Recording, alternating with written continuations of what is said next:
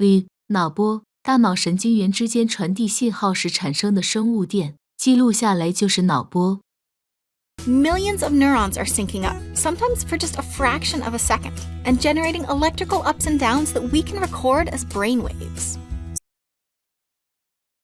而脑波的种类，根据频率的大小，脑波分成5种，用希腊字母表示分别为 delta、zeta、alpha、beta 和 gamma。Delta waves.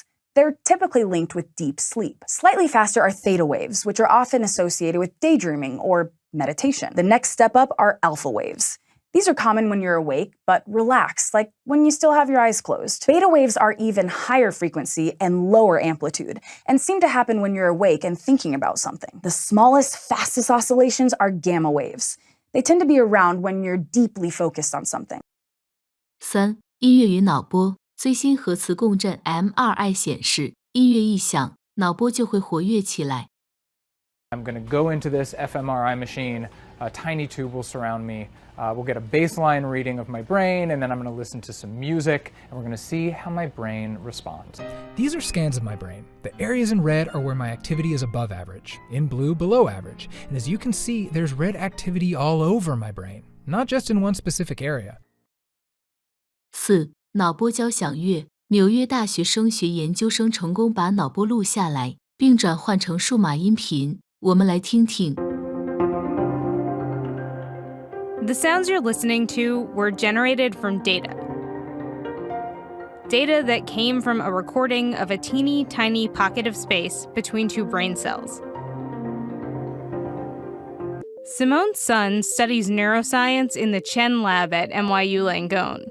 We paid a visit to the lab, a kind of synaptic recording studio, to gather the data that will eventually end up in that song we just played. 5. 音乐与大脑，音乐是怎样影响我们大脑的？ These days, we hear music all the time. It wakes us up, it motivates our workouts, keeps us company on our commutes. It doesn't matter what kind of music it is. Music itself has the ability to affect our moods and our bodies in all sorts of ways.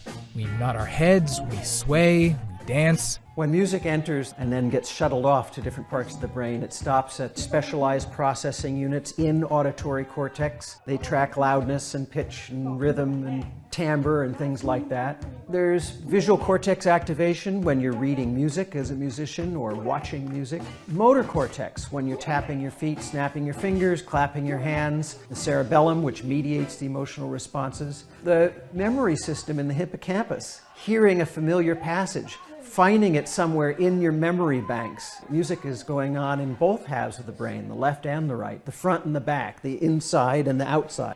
Back at USC, researchers have been studying kids who play music over the past 5 years to see how it affects their development. The multitasking areas of their brains understandably lit up, but they've seen other results too. Music training over the course of 5 years has had benefits in cognitive skills and decision making, also had some benefits in prosocial behavior, and we've also seen changes in the associated brain structures.